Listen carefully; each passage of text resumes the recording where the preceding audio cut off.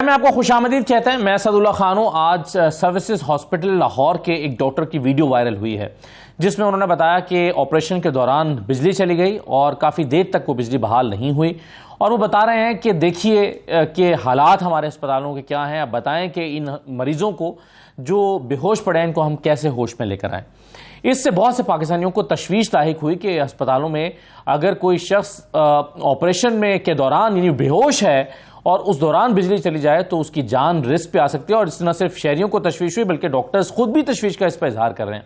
जहां एक तरफ लाहौर के पंजाब के अस्पतालों के ये हालात हमारे सामने आते हैं, वहीं दूसरी तरफ एक और खबर भी आज फ्लैश करती हुई सारा दिन दिखाई दी है और वो ये है कि पंजाब के अफसरान के लिए 2.25 अरब रुपए की मंजूरी दी गई है गाड़ियां खरीदने के लिए, नई गाड़ियां खरीदने के लिए, जबकि फौरी तौर पर शायद इन गाड़ियों की ज़रूरत महसूस नहीं हो रही थी क्योंकि गाड़ियां ऑलरेडी मौजूद हैं। लेकिन नई गाड़ियां खरीदने के लिए जो है वो 2.25 अरब रुपए की मंजूरी दे दी गई।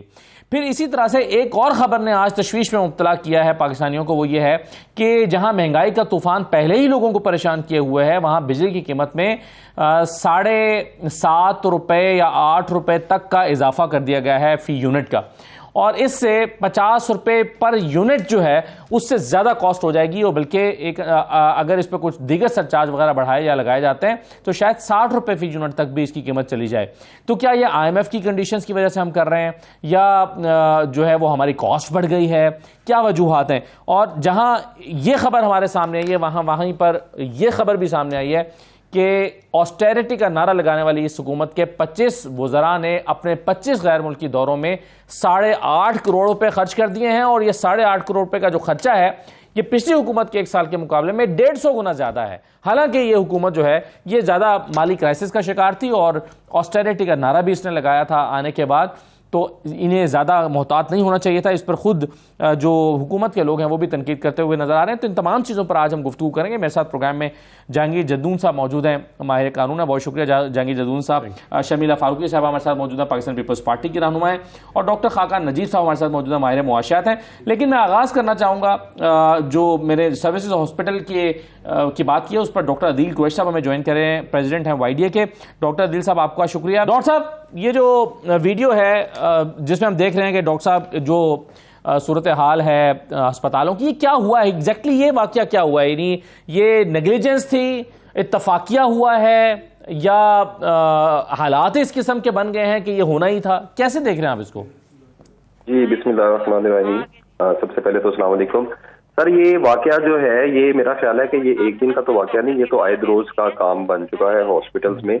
और दूसरी बात यह है कि इस वाकया से एक बात बड़ी जाहिर है कि सबको नजर आ रहा है कि ये प्रायोरिटीज आपको पता चलती हैं कि हर बंदे की प्रायोरिटी क्या है।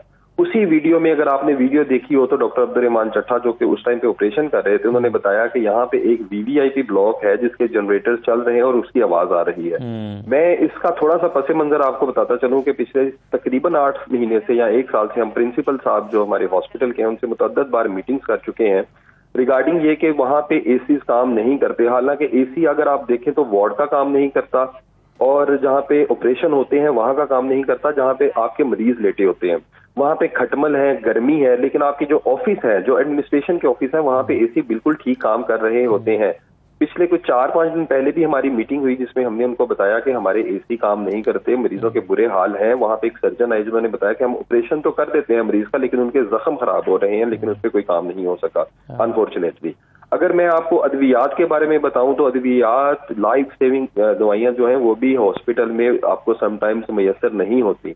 अगर हम टेस्टों की बात करें तो बहुत सारे ऐसे टेस्ट हैं, मोर देन 50% जो मरीज को बाहर से करवाने पड़ते हैं जो कि निजी लेबोरेटरीज हैं, वहां पे मरीजों को जाना पड़ता है। पिछले दिनों ही आप देखें कि सिक्योरिटी लैब हुआ सर्विसेज हॉस्पिटल में हुआ जहां पे एक व्हील चेयर पे एक खतून ने बच्चे को जन्म दे दिया व्हील चेयर के ऊपर। उसके बाद वहां पे ये सारे का सारा तसादुम शुरू हो गया, सिक्योरिटी वालों को बुलाना पड़ा। तो इसमें अगर आप देखें कि स्ट्रेचर तक नहीं है कि आप मरीज को दूसरे OT में शिफ्ट करवा सके।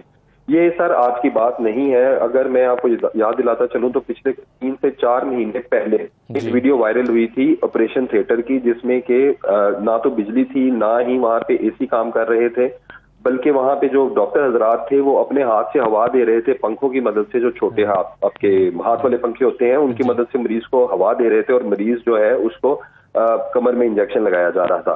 सर ये सारे के सारे हालात आज की पैदावार नहीं है, मैं समझता हूँ ये 8-10 महीने से है। अच्छा नहीं डॉक्टर साहब, ये आप कह रहे हैं 8-10 महीने से है, तो क्या जब मुंतखब हुकूमत मौजूद थी, एक रेगुलर गवर्नमेंट मौजूद थी, तब चीजें बेहतर थी? और क्या ये आप समझते हैं कि एक रेगुलर गवर्नमेंट ना होने की वजह से ऐसा हो रहा है, निगरान हुकूमत क्या पूरी तरह से फोकस नहीं कर पा रही? सर देखें, हॉस्पिटल के हालात तो शुरू से ही मेरा ख्याल है कि ये बदनज़मी का ही शिकार रहे हैं जब से हम लोग ये चीजें देख रहे हैं। हाँ। अगर आप कोविड का देखें तो हमारे पास तो इतने वसाइल ही नहीं है कि हम आम दिनों में भी मरीजों को जो है वो फैसिलिटीज मैसर कर सकें, और ऊपर से हमारे ऊपर जब वो मसला आया तो उसमें भी हम आपने देखा होगा कि किस तरह से हम लोगों ने कितनी मुश्किलात में वो सारे की सारी चीजों का इंतजाम किया।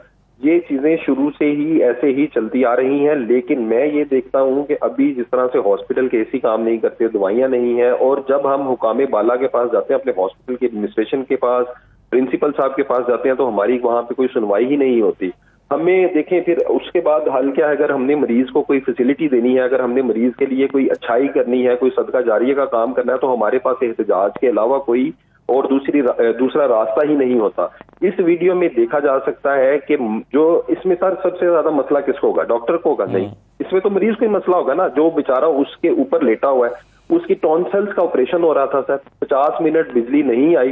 तो जब आपको पता है कि जब टॉन्सिल का ऑपरेशन होता है उसमें ब्लीडिंग थोड़ी सी ज्यादा होती है, सक्शन मशीन चलानी पड़ती है, ब्लड को निकालना पड़ता है। अगर बिजली नहीं होगी तो सक्शन मशीन ही नहीं चलेगी, तो वो ब्लड आपके मुंह से बाहर कैसे आएगा? ये सोचने वाली बात है। जब हम एहतजाज करते हैं तो सब लोग फिर ये कहते हैं जी कि डॉक्टरों ने काम करना छोड़ दिया, डॉक्टर जो अस्पताल जाना नहीं चाहते। सर ये वो बुनियादी वजूहात हैं जिसकी वजह से हम एहतजाज करते हैं। हम लोगों को कोई किसी किस्म का भी, किसी बंदे को भी कोई मजा नहीं आ रहा था या एंजॉय नहीं करता कि वो बाहर जाए, सड़कों पे निकले, 45-50 डिग्री सेंटीग्रेड पे वो रोड के ऊपर जाके बैठ जाए। यही वो बुनियादी वजूहात है जिसके ऊपर आज एक वीडियो वायरल हो गई और सब लोगों को पता चल गया। ये मैं समझता हूँ कि डॉक्टर साहब इसमें सबसे ज्यादा वैसे अफसोसनाक पहलू ये है कि डॉक्टर साहब ये बता रहे हैं, अब्दुल रहमान चड्ढा साहब, कि देखें वीआईपी जो वार्ड है वहां पर जनरेटर चल रहा है, लेकिन यहां पर आम मरीजों का इलाज हो रहा है, वहां पर जनरेटर नहीं चल रहा। जी, तो एक जगह पर अगर डीजल मौजूद है तो क्या डीजल पूरे हॉस्पिटल के जनरेटर्स के लिए एक साथ नहीं आता? हाँ जी, इस वीडियो से एक और बात बड़ी वाज़ेह हो गई है, क्योंकि ये हॉस्पिटल का जो वीवीआईपी ब्लॉक है ये बना है रिसेंट। इसको तकरीबन आप समझने को 4 से 6 महीने हुए होंगे ये तमीर हुआ, और उसके बाद इसका ये जो प्रॉपर इसने काम करना शुरू किया। इससे पहले मैं आपको बताता चलूं कि हमारी जो फीमेल डॉक्टर्स हैं उनके लिए यहाँ पे हॉस्टल तक नहीं उन्होंने बनाया, लेकिन ये वीवीआईपी उन्होंने रूम्स बना दिए कि यहाँ पे जो इनके लोग आने हैं वो आराम से आके रहें और यहाँ पे अपने मरीज का इलाज भी कराएं और सुकून से अपने घर भी चले जाएं।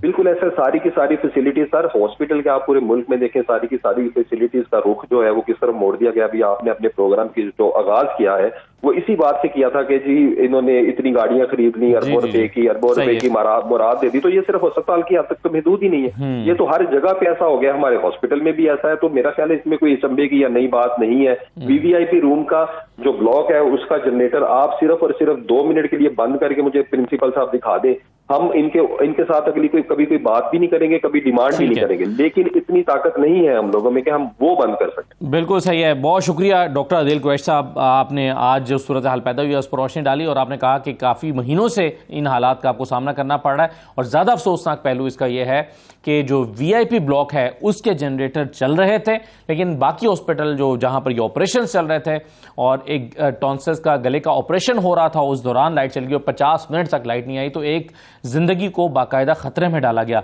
और सिर्फ एक ही नहीं, बाकी ऑपरेशन जो हो रहे थे उसमें भी जो है वो जिंदगियां खतरे में आई।